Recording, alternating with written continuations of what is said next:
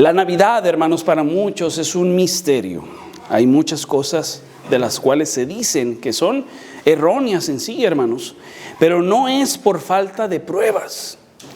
Es un misterio, hermanos, porque las evidencias reales están siendo enterradas por mucha tradición de hombre. Está siendo enterrado, hermanos, bajo muchas evidencias adulteradas. Tradiciones que nos llevan por un camino que no es el camino que el Señor estaba buscando que nosotros viéramos. El mundo nos entrega pistas fabricadas. Santo Claus, los renos, los árboles, los villancicos, la mercadotecnia, hermanos, luces, una fecha, y vamos a ver cada una de ellas. Pero nosotros como creyentes estamos llamados a revisar el expediente original. Estamos llamados a ver la palabra de Dios y cuál es ese mensaje que Dios tiene para nosotros. Así que, hermanos, en esta serie, usted y yo vamos a ser los investigadores, ¿verdad? Así que póngase en su papel. Queremos encontrar la verdad y vamos a hacer un análisis, especialmente un análisis crítico de esas evidencias que nosotros tenemos. Entonces, la pregunta, indudablemente, a la que nos va a llevar esta introducción es: ¿qué evidencia dejó Dios para que reconociéramos al Mesías cuando naciera? ¿Dejó verdaderamente evidencia? Pues la respuesta, hermanos, es un contundente sí, y está en la evidencia profética. Las profecías de la Biblia que estaban apuntando a la primera Navidad, a esa Navidad, a ese nacimiento del Señor Jesús. Dios no dejó, hermanos, la Navidad en manos del azar. Dejó un registro en su palabra, incluso miles de años antes de que ocurriera. Si queremos entender la Navidad, entonces tenemos que ir al lugar donde comenzó todo. No es en Belén, es en Génesis. Acompáñenme en Génesis, hermanos, capítulo 3, versículo 15. Y ahí, si usted gusta anotar, el próximo domingo yo le voy a estar trayendo unas notas, pero ahorita, si usted quiere anotar los puntos, anote ahí en punto número 1, evidencia más antigua, el inicio del caso. La evidencia más antigua, el inicio del caso. ¿Cuál es esa evidencia más antigua que nosotros tenemos, hermanos, de la Navidad sobre este caso? Mire lo que dice Génesis 3, versículo 15. Yo se lo leo, dice así. Dice: y pondré enemistad entre ti y la mujer, y entre tu simiente y la simiente suya. Esta te herirá en la cabeza, y tú le herirás en el calcañar. Hermanos, desde la caída, Dios comenzó a revelar que vendría un libertador. Este pasaje pudiéramos pasarlo de una manera muy superficial, pero aquí se nos está dando una profecía. Una profecía que a lo mejor no entendiéramos, pero se está manifestando que va a haber una persona que va a libertar al hombre, pero que iba a ser herido este libertador. Iba a parecer algo triste. El libertador venía con un propósito, iba a ser herido, pero el libertador iba a salir victorioso de esa herida. ¿Cómo es que sale victorioso? Bueno, que le iba a aplastar la cabeza a esta serpiente una vez y por todas. Y eso es exactamente lo que hizo el Señor Jesús. Ahora, esto está mostrando una evidencia en las Escrituras de que no solamente anuncia la Navidad, el nacimiento de ese libertador, sino que también anuncia el propósito del nacimiento, la cruz, hermanos.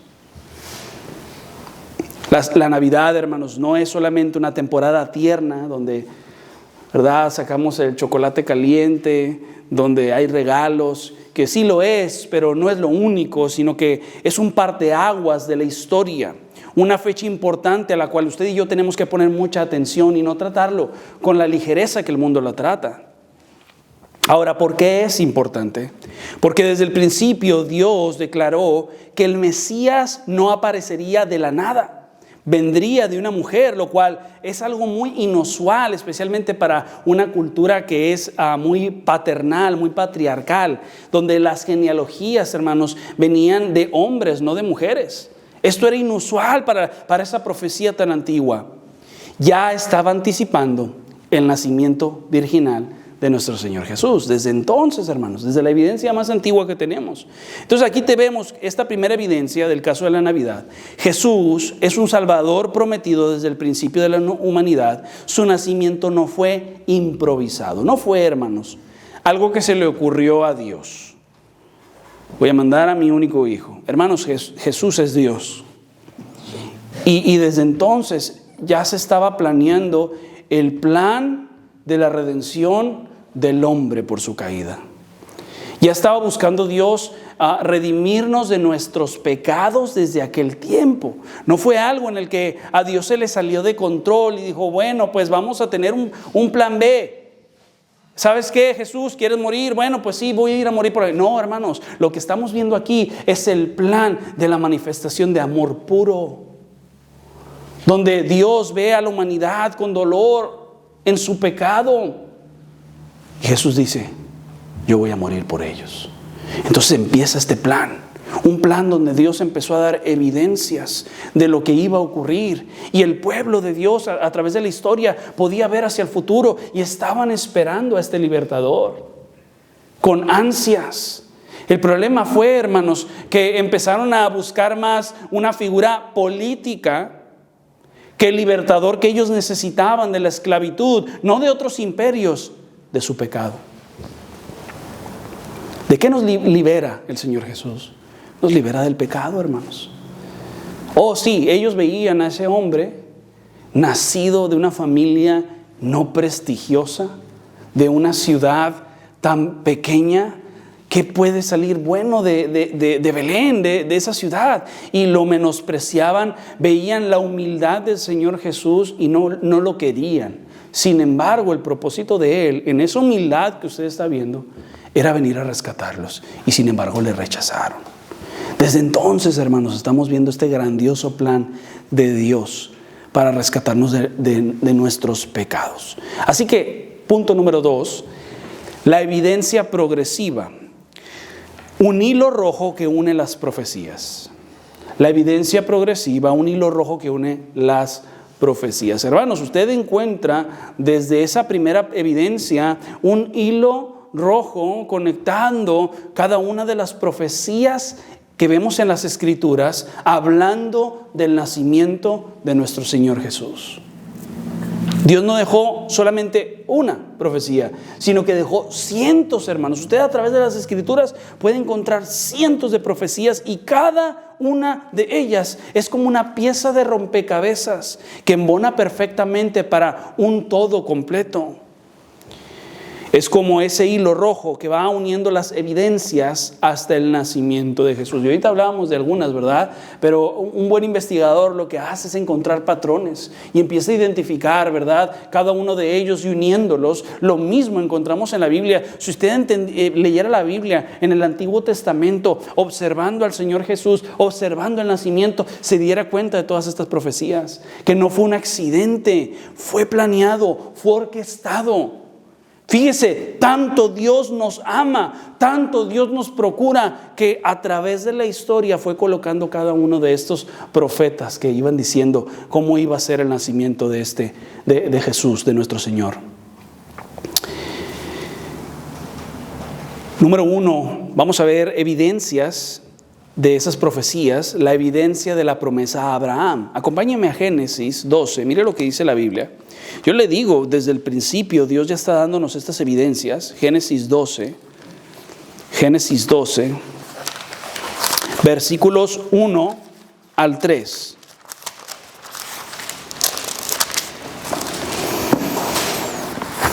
Yo se lo voy a leer, dice así. Pero Jehová había dicho a Abraham: vete de tu tierra y de tu parentela y de la casa de tu padre a la tierra que te mostraré. Y haré de ti una nación grande y te bendeciré y engrandeceré tu nombre y serás bendición. Bendeciré a los que te bendijeren y a los que te maldijeren maldeciré y serán benditas en ti todas las familias de la tierra. Vaya conmigo ahora al capítulo 22, versículo 18. Mire esta otra evidencia que el Señor nos dejó aquí. Yo ahorita las voy a explicar. Pero mire lo que dice en Génesis 22, 18. Dice, en tu simientes, no, ¿verdad? no es una palabra plural. ¿Qué dice ahí? En tu simiente. Fíjese cómo hay un singular ahí, y esto es importante, ahorita van a ver por qué. Serán benditas todas las naciones de la tierra por cuanto obedeciste mi voz. La promesa de Génesis 3, hermanos, ahora se empieza a estrechar cada vez más. No solamente iba a venir de una mujer, sino de una nación en específico. Y Dios le está diciendo a Abraham, y podemos ir a muchos más versículos de los que hablan de esto, pero Dios le dice que de su simiente serían benditas todas las familias de la tierra. Aquí estamos abriendo un poquito más el expediente hacia una cuestión racial, una cuestión cultural, una nación en específico. Ahora, el Mesías sería judío, descendiente directo de Abraham. Dios empieza a delimitar este caso, las evidencias, para que no buscaras al Mesías entre hombre egipcio. No lo busques entre los romanos. Iba a ser judío. Entonces empieza a delimitar. Pablo explica precisamente estos pasajes y cómo es que se cumplió esa promesa en Abraham. Gálatas 3:16. Acompáñeme ahí, Gálatas 3:16.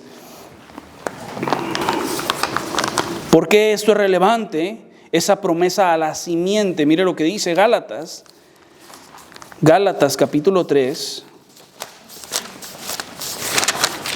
versículo 16. Dice así. Dice, ahora bien, a Abraham fueron hechas las promesas y a su simiente. No dice y a las simientes como si hablase de muchos, sino como de uno. Y a tu simiente, la cual es Cristo. Esto pues digo, el pacto previamente ratificado por Dios para con Cristo, la ley que vino 430 años después, no lo abroga para invalidar la promesa. Y continúa hablando, ¿verdad, Pablo? Pero ¿qué es lo que nos está enseñando Pablo aquí? Que esa promesa fue cumplida a través de la simiente, Cristo, hermanos, en Abraham.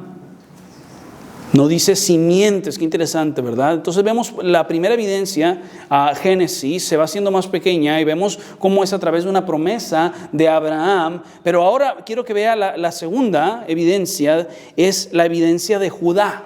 Génesis, acompáñenme nuevamente ahí, versículo 49. Eso se va a poner cada vez más interesante, hermanos, cómo se va haciendo cada vez más pequeño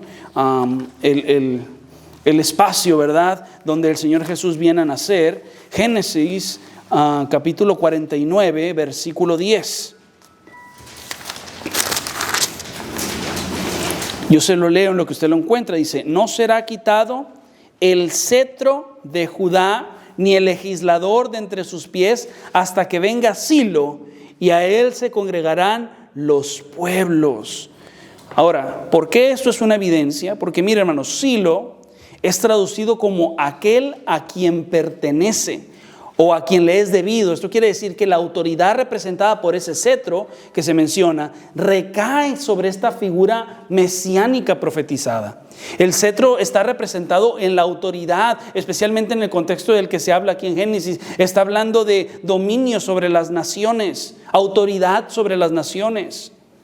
En el Nuevo Testamento vemos cómo esto se retoma y confirma esta profecía al identificar explícitamente a Jesús como el cumplimiento. Vaya conmigo a Apocalipsis 5:5. Apocalipsis 5:5, mire lo que dice. Si llegó al glosario ya se pasó, ¿verdad? Dele un poquito para atrás. Apocalipsis 5:5.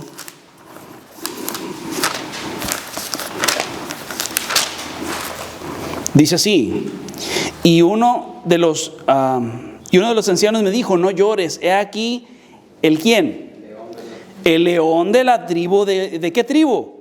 De Judá, la raíz de David, ha vencido para abrir el libro y desatar sus 7 sellos. ¿Sabe qué es lo más interesante? Que ahí en el versículo de Génesis 49 que estábamos leyendo, en el versículo 9 dice así, cachorro de león Judá, de la presa subiste, hijo mío, se encorvó, se echó como león, así como león viejo, ¿quién lo despertará? Aquí está conectando, hermanos, directamente las evidencias. Ya sabemos a quién se está refiriendo. Está hablando, está conectando la bendición de Jacob a Judá, pero lo describe como un cachorro de león en Génesis 49. Entonces la frase que viene ahí del cetro no se apartará de Judá es evidencia crucial para entender que el Mesías sería rey, pero no de cualquier tribu. Aquí, hermanos, se nos están descartando 11 tribus. Iba a venir de una sola, de Judá. Fíjense cómo cada vez estas evidencias son más concluyentes y empiezan a hacerse un pequeño cuello de botella, donde no nos podemos hacer para hacia otro lado. Esto, hermanos, lo sabían en el Antiguo Testamento, el pueblo de Dios. Ellos escuchaban estas profecías. Ellos sabían que ese libertador iba a venir de la tribu de Judá. Por eso es que la pista apunta solamente hacia Judá. Y también, hermanos, es la razón por la cual Mateo y Lucas se toman tanto tiempo en las genealogías. ¿Alguna vez se ha puesto a pensar por qué Mateo y Lucas hacen este recuento tan casi perfecto de las genealogías? Bueno, están siguiendo la misma evidencia que usted y que yo, y concluyen que el derecho legal y profético es hacia Jesús, hermanos. Esa figura prometida. Lucas 1:32 y 33 dice: este será grande y será llamado Hijo del Altísimo, y el Señor Dios le dará trono de David su padre, y reinará sobre la casa de Jacob para siempre, y su reino no tendrá fin. Cada vez más concluyentes estas evidencias, pero quiero que vea una tercera, la evidencia de la estrella. Vaya conmigo a Números 24.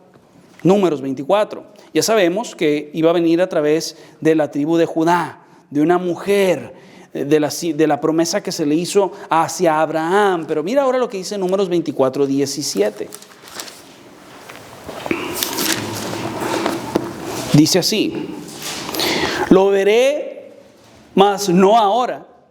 Lo miraré, mas no de cerca.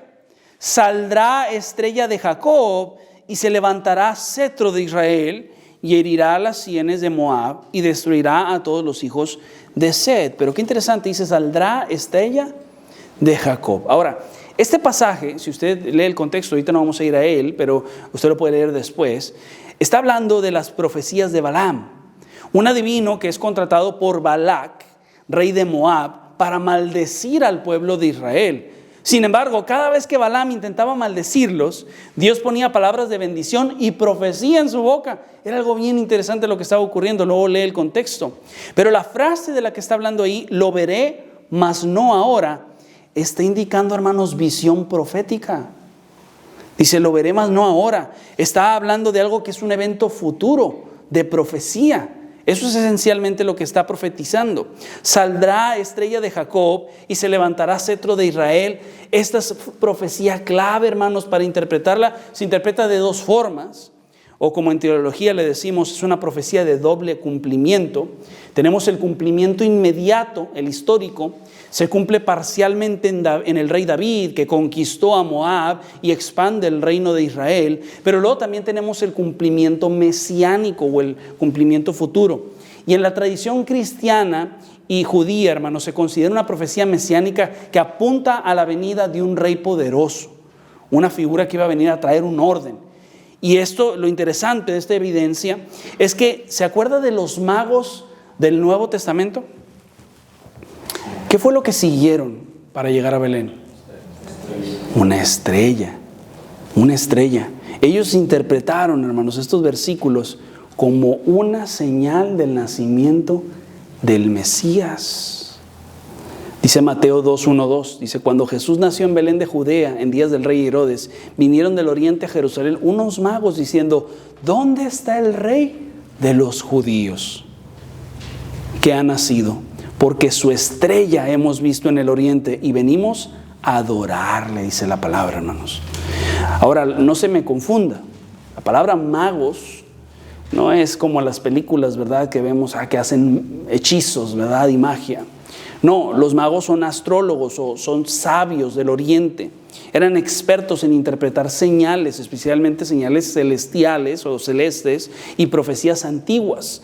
Su conocimiento probablemente estaba incluido, hermanos, el conocimiento venía de libros judíos que habían sido dispersos a través del exilio de Babilonia, incluyendo el libro de Números. Mateo 2, 9 al 10 dice: ellos, habiendo ido al rey, se fueron, y he aquí la estrella que habían visto en el oriente iba delante de ellos, hasta que llegando se detuvo sobre donde estaba el niño, y al ver la estrella se regocijaron con muy grande gozo. Ahora, es cierto que la Biblia no nos vincula, hermanos, a esta estrella que ellos estaban siguiendo con Números 24:7.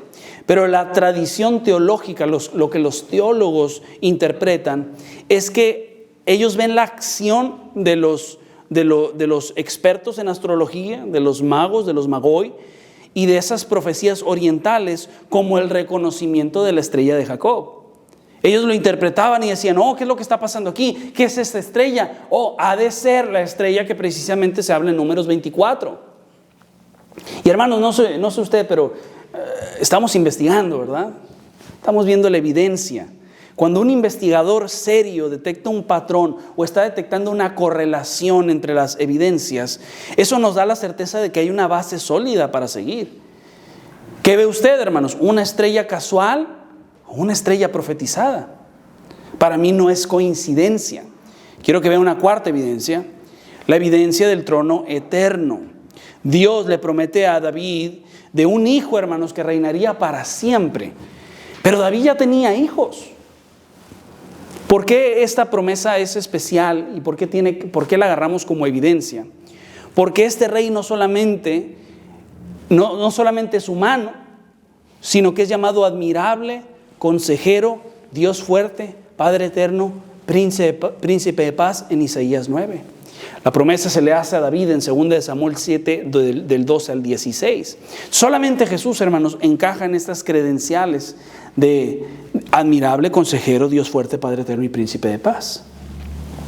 Ahora quiero que vea una quinta evidencia. Vamos un poquito rápido. La evidencia del nacimiento virginal. Isaías 7, vaya conmigo ahí, versículo 14.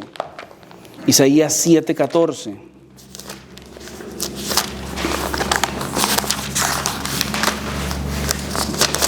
Yo sé que usted conoce este versículo, pero vamos a leerlo. Dice: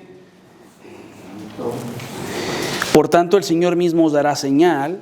He aquí que la Virgen concebirá y dará a luz un hijo y llamará su nombre Emmanuel. ¿Y luego qué significa Emmanuel? Es con nosotros, hermanos. Pero aquí existen diferentes interpretaciones de este pasaje. Ahí las interpretaciones académicas de Isaías, capítulo 7, versículo 14, dicen que la palabra virgen, hermanos, no quiere decir una persona que no ha tenido relaciones sexuales. De hecho, es la palabra hebrea alma, que puede significar doncella o mujer joven. Eso es lo que dicen los académicos. Y dicen: bueno, entonces realmente aquí no se cumple una profecía. No necesariamente tenía que venir de una virgen. Entonces este pasaje no está hablando. Bueno, hermanos, independientemente de estas interpretaciones, lo que observamos cuando estamos cotejando con el Nuevo Testamento es una joven virgen dando a luz a un hijo. Ahora, si una mujer casada tiene un hijo, ¿esto sería señal? Pues no, ¿verdad? Ahora, si una joven tiene un hijo, ¿sería señal? Pues no, pero si una virgen concibe, eso sí es señal. Dios escogió un milagro, hermanos, que ningún falsificador podía hacer. Estaba trayendo a su hijo a través de una virgen. Esa es otra evidencia. Ahora tenemos la evidencia número 6, la evidencia geográfica. Miqueas capítulo 5, versículo 2 dice: pero tú, Belén Efrata, pequeña para estar entre las familias de Judá, de ti me saldrá el que será Señor en Israel, y sus salidas son desde el principio, desde los días de la eternidad. Hermanos, unos 700 años después de que Miqueas escribiera sobre esto, Jesús nació exactamente ahí, Belén Efrata, como lo confirman los evangelios de Mateo y Lucas. Mateo 2, 4, 6 dice: y convocados todos los principales sacerdotes y los escribas del pueblo, les preguntaron dónde había de nacer el Cristo. Ellos le dijeron, fíjese lo que está pasando aquí, líderes judíos religiosos de ese tiempo, se les pregunta: oye, entonces, ¿de dónde va a nacer el Mesías? Y ellos les dicen: en Belén de Judea, porque así está escrito por el profeta. Y tú, Belén, de la tierra de Judá, no eres la más pequeña entre los príncipes de Judá, porque de ti saldrá un guiador que apacentará a mi pueblo Israel. ¿Qué locura está ocurriendo aquí, hermanos? Esto tiene mucho peso. Aquellos líderes judíos ya sabían exactamente dónde iban así lo interpretaban, dónde iban a ser el Mesías. Ya sabían el lugar, pero su atención estaba tan centrada en mantener el orden religioso y político bajo la ocupación romana que se perdieron por completo el nacimiento del Mesías. ¿Sabe quién fue el que se terminó enterando ahí? Que andaban con las ovejitas. Unos pastores. Unos pastores. Cuando debieron haber sido los mismos judíos esperando a su rey. Pero veían a Belén y decían, Belén. No, aparte tenemos otras ocupaciones. No era apetecible para ellos este rey. Era algo que después vamos a ver, que ahorita no llama su atención, pero después el Señor Jesús va a llamar su atención y bastante, y lo vemos en el Nuevo Testamento. Pero un rey que nacía fuera de sus círculos de poder no era una prioridad real, hasta que después que sí se convierte en una prioridad. Pero hermanos, conocían la profecía geográfica, pero no estaban preparados para recibir ese tipo de Mesías que Dios les iba a enviar. Uno en humildad, cuya misión era espiritual y no política, hermanos. ¿Cómo somos a veces también nosotros de inclinados más hacia las cosas mundanales que hacia las cosas espirituales? Y los juzgamos y decimos, oh mira, qué bárbaro, debieron haber estado al pendiente. Pero muchas veces usted y yo hacemos exactamente lo mismo. Nos perdemos de las bendiciones espirituales por tener nuestra vista más enfocada en las cosas terrenales. Igualito que estos líderes religiosos. No eran mundanos, no eran ajenos a la religión, no eran ajenos a las promesas de Dios. Conocían las escrituras. Se creían grandes porque, no, mi padre, mi ascendencia. Sí, pero se perdieron por completo lo que Dios quería enseñarles. ¡Qué tragedia! ¿Y sabe qué es lo que pasa?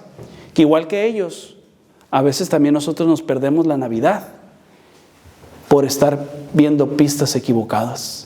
Pensamos que se trata de otras cosas, como lo material, como lo político, como lo del mundo. Y nos dejamos engañar cuando Dios quiere que estés poniendo atención a lo espiritual. Qué interesante. Belén Efrata, un pueblo pequeñito, hermanos, casi insignificante, pero de ahí va a salir el pastor de Israel. A Dios le encanta eso. No sé si usted lo ha visto varias veces en la Biblia, pero Dios escoge siempre lo pequeño, hermanos, para avergonzar a lo grande. Por eso es que ellos se lo perdieron. Y es algo que se mira constantemente. Dios escogió un establo, hermanos, para avergonzar los grandes palacios en lo que estos religiosos se codeaban unos a otros. Dios escogió humildad para poder revelar toda su gloria. No estatus político, un gran rey de las naciones. Humildad, hermanos. Y eso a veces pasa por nuestra vista por completo. Estamos más llenos, en estas fechas estamos más llenos de orgullo que de la misma humildad que el Señor Jesús mostró. Nos perdemos por completo el enfoque. Por eso es que estamos haciendo esta serie, para ver la evidencia de la Biblia y al mismo tiempo ver que muchas veces hemos sido engañados por esas evidencias falsas. Mire la evidencia número 7. La evidencia del tiempo exacto, hermanos. Exacto.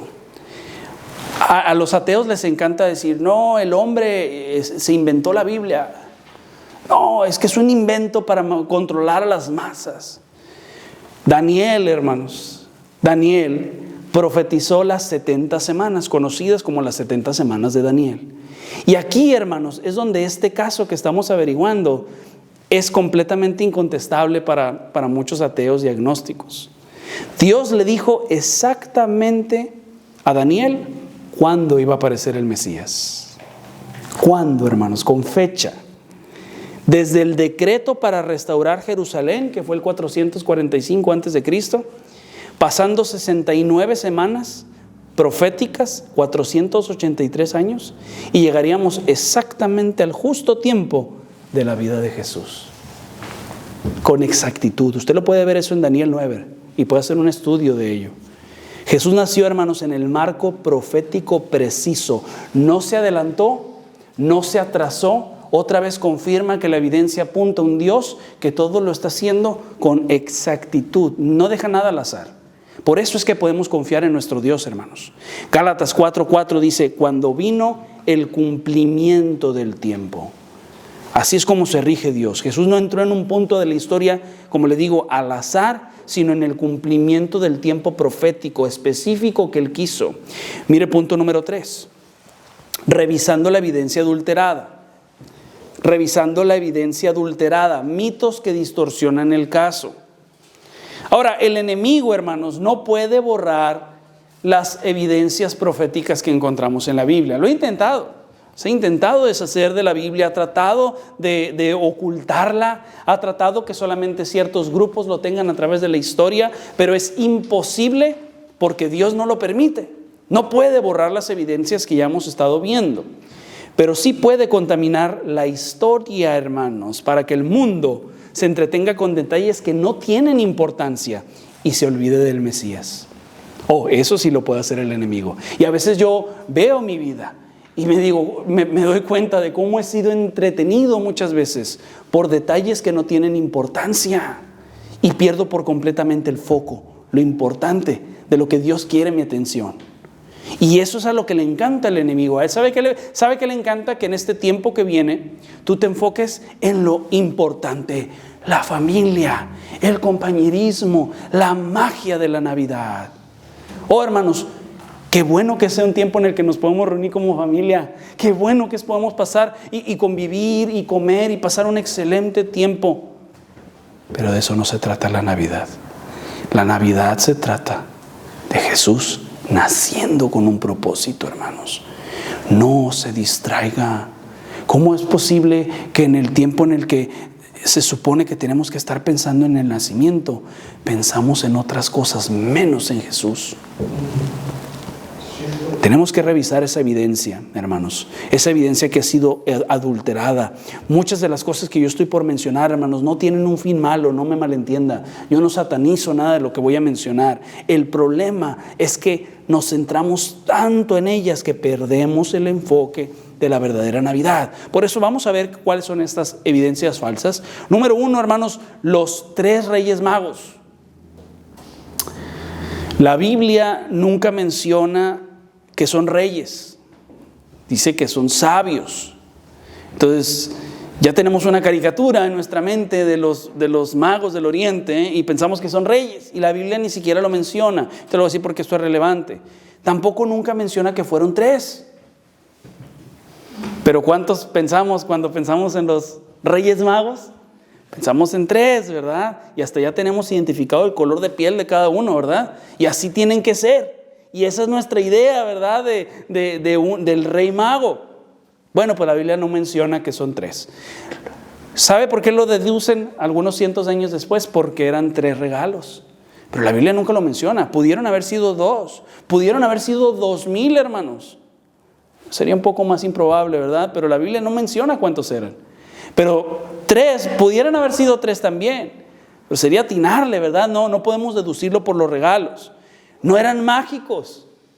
No hay magia involucrada, hermanos. No hay hechicería en estas personas. Eran magos. Viene de la palabra magoi, que significa eruditos, astrólogos. Incluso pudieron haber sido sacerdotes persas, hermanos.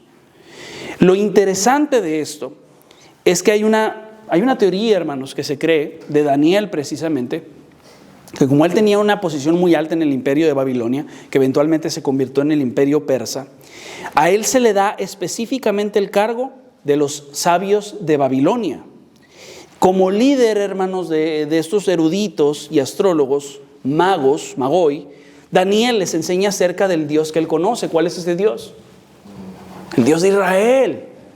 Dios les habla del Dios de Israel, y específicamente Él le va a pasar estas profecías que Dios le dio a Él, a estas personas, profecías judías, incluyendo profecías mesiánicas como las que vimos, posiblemente hasta profecías específicas como las de Números 24, la estrella. Ahora ya empieza a conectar los puntos de esta investigación que estamos haciendo.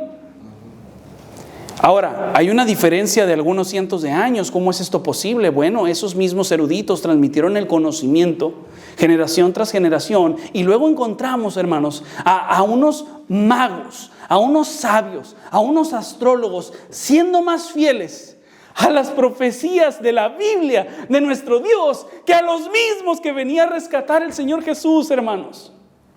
Como muchas veces pensamos que tenemos una espiritualidad y viene alguien más a demostrarnos que estamos completamente equivocados.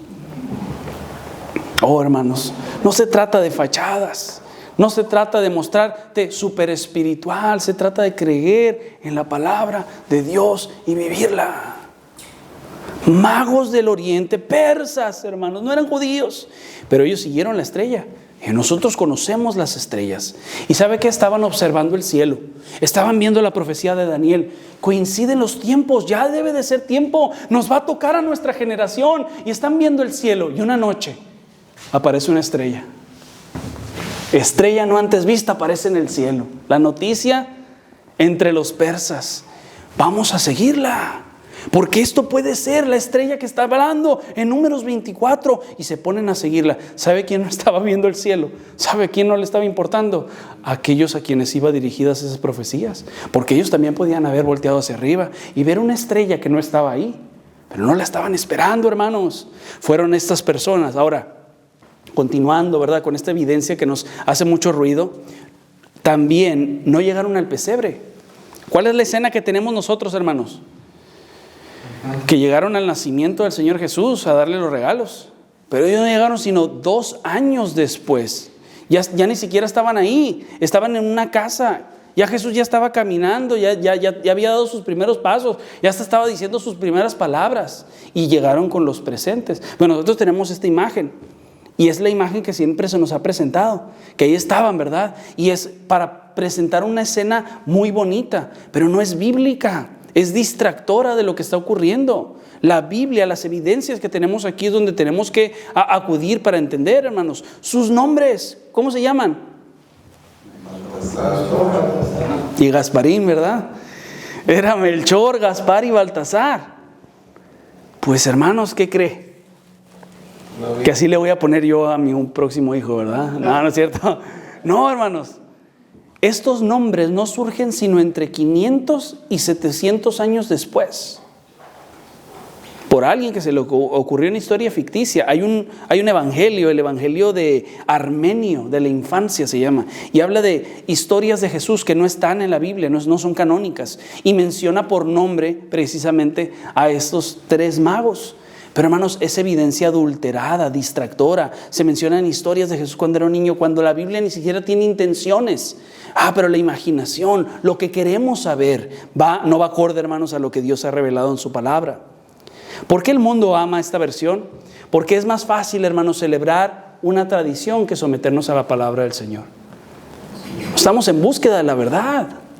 Preferimos que nos cuenten la historia, a indagarla, a investigarla. Cuando la tradición, hermano, reemplaza a la Biblia, la fe se convierte en una cuestión sentimental en vez de bíblica. Aquí en México, hermanos, hasta un día tenemos para los Reyes Magos del Oriente. ¿Qué día es?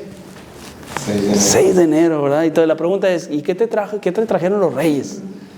No me trajo ni Santo Claus, ¿verdad? ¿Qué me van a andar trayendo los Reyes Magos? ¿El de qué? A mí me decían que ¿quién te trajo el del ¿Y verdad? El morenito, ¿verdad? Fue el que me trajo algo, y así los pintan, ¿verdad? El del elefante, el del caballo, hermanos. Puros distractores, se convierte en una mercadotecnia, porque el enfoque es que te trajeron, ¿verdad? Cuando la Biblia ni siquiera habla, como si ellos fueran omniscientes de alguna forma. Vamos al punto número 2, bien rapidito, ya se los voy a dar por la cuestión del tiempo, hermanos. Pero mire el punto número 2. ¿Cómo le llaman? El viejo barrigón de barba blanca, ¿verdad? El viejo panzón le dicen. ¿Cómo? Papá Noel todavía le dicen, el Papi Noel.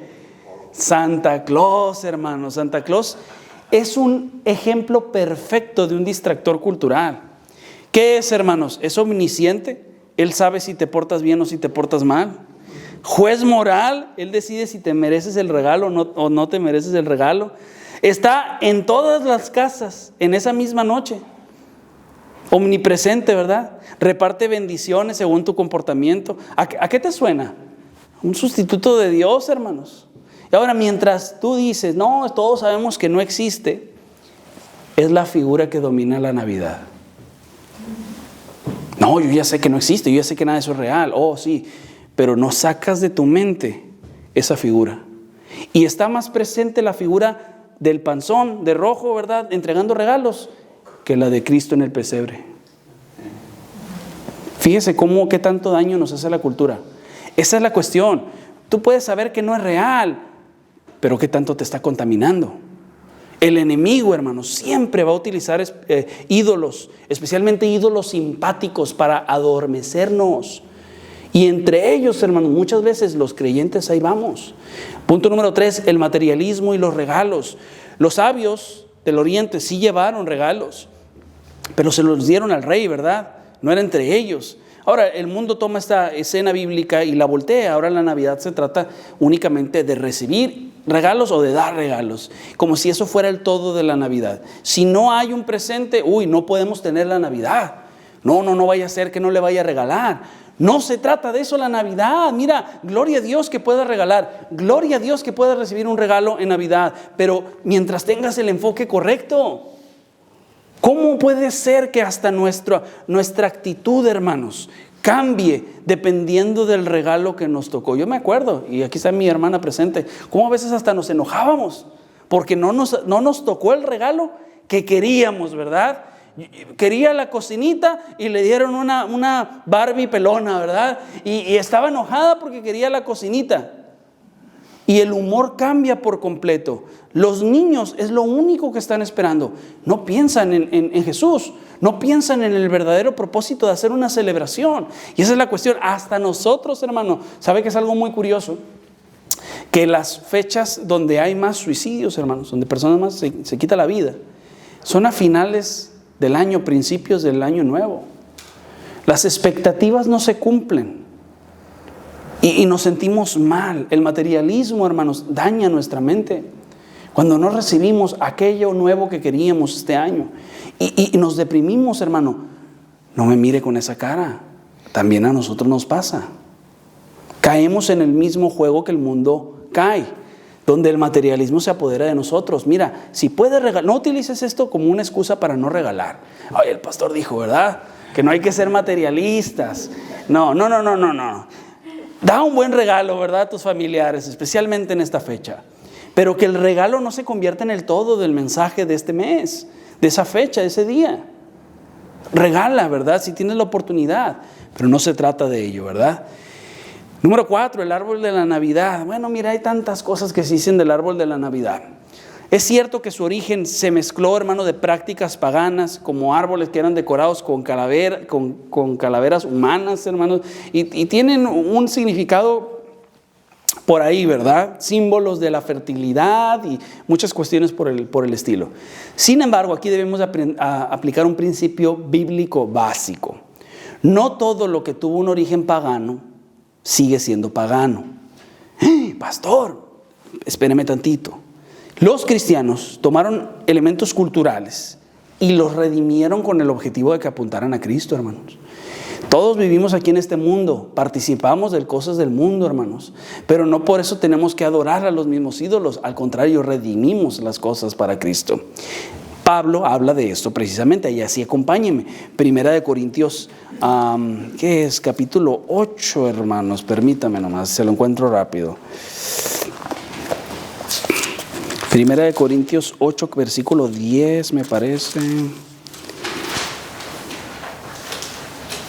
Así es, hermanos. Primera de Corintios 8, 10, dice así. Porque si alguno te ve a ti que tienes conocimiento sentado a la mesa en un lugar de ídolos, la conciencia de aquel que es débil no será estimulada a comer de lo sacrificado a los ídolos. Y por el conocimiento tuyo se perderá el hermano débil por quien Cristo murió. De esta manera, pues, pecando contra los hermanos e hiriendo su débil conciencia, contra Cristo pecáis. Por lo cual, si la comida le es a mi hermano ocasión de caer, no comeré carne jamás para no poner tropiezo a mi hermano. Ahora, En el contexto general no está hablando de si para mí es tropiezo. Yo ya sé que ese becerrito, ¿verdad?, que sacrificaron a los ídolos, es un becerrito, es carnita que yo me puedo comer y que no pasa absolutamente nada si yo me la como, porque yo sé quién es mi Dios. Yo sé que ahí no hay realmente un Dios en esa carne, pero la única razón en la que nos abstenemos de algo es si le es ocasión de caer a un hermano débil. Esa es la justificación que encontramos según Pablo. Y tiene un respaldo muy fuerte, hermanos, porque el ídolo no es nada. Pablo aquí está dando un razonamiento donde dice, nada en el mundo puede ser un ídolo, no hay un Dios en ello. O sea, hay muchos ídolos, pero no es un Dios literal, solamente hay un Dios. El objeto en sí, la carne o por la extensión, estamos hablando del arbolito de la Navidad, no tiene ningún poder espiritual, no es un Dios, no es una deidad inherente, ni maligno, ni divino. El problema, hermanos, no radica en los objetos, sino en la conciencia y en la intención de lo que la gente la usa. Si alguien la usa como un acto de adoración pagana, pues es pecado, ¿verdad?, para la persona que lo hace. Pero si otro lo usa sin esta connotación, es libre de hacerlo. Yo le voy a poner un ejemplo. Yo puedo apreciar el arte. Yo puedo ver una pintura. Incluso puedo ver una representación de María. Yo puedo ver una representación de Jesús. Y admiro el arte. Pero yo no la tomo como un elemento para mi adoración, como sabemos que muchos lo hacen, donde empiezan a adorar las imágenes. Y apreciamos el arte, pero es mi conciencia. Yo no estoy haciendo un ídolo de esa imagen. Lo mismo pasa con el arbolito. Entonces, aquí le va. Es una regla muy simple. Si el árbol apunta a Cristo, lo puedes usar. Si está compitiendo con Cristo, elimínalo. Así de sencillo. Yo no te voy a decir si lo usas, si no lo usas, eso está libre a la conciencia tuya. Pero en mi casa yo cada año lo uso, hermanos. Y de hecho lo utilizo de una forma en la que apunta a Cristo. Utilizo colores, hermanos, que pueden dar incluso el mensaje de salvación. Y en esas fechas, cada año, yo le explico a mis hijos qué representa el color verde. La vida eterna que Cristo ofrece. Y yo le explico el color dorado, la calle de oro en el cielo. Les explico el color rojo, la sangre de Cristo. Y lo utilizo, hermanos, como un elemento. Pero le voy a decir algo. Si no hubiera un pino en mi casa, yo estoy bien también. No es un elemento para mí imprescindible. Simplemente es un elemento que utilizamos para apuntar hacia Cristo. Entonces lo dejo a su conciencia. El 25 de diciembre, hermanos. Usted sabe, y todos sabemos aquí, sabemos que esa fecha no es exactamente en la que nació el Señor Jesús. Y aquí yo le voy a dar unas explicaciones. ¿Por qué entonces eligió el 25 de diciembre? Ahora, los historiadores explican que esta fecha fue adaptada por precisamente iglesias occidentales en el siglo IV y V. Por razones estratégicas, hermanos. No porque creyeran que esa fuera la fecha real del nacimiento. La fecha, de hecho, coincide con festividades paganas importantes para los romanos. Una festividad que se llamaba Dies Natalis Solis Invicti, que es el día del nacimiento del sol invicto. Una fecha pagana, hermanos. El festival romano del solsticio, del invierno. Lo que estaban celebrando era el nacimiento del sol. Ahora, entre creyentes, en vez de prohibir estas festividades populares paganas, la iglesia lo reemplazó por la adoración del sol literal a la adoración de Jesús, a quien la Biblia le llama el sol de justicia en Malaquías 4:2, le llama la luz del mundo en Juan 8:12. La fecha fue, hermanos, una apropiación consciente para facilitar la conversión de los paganos al cristianismo. Fue deliberado, hermanos, esta elección, pero le estaban dando ahora un significado radicalmente nuevo, completamente ajeno al significado anterior. Pero hay otra explicación también.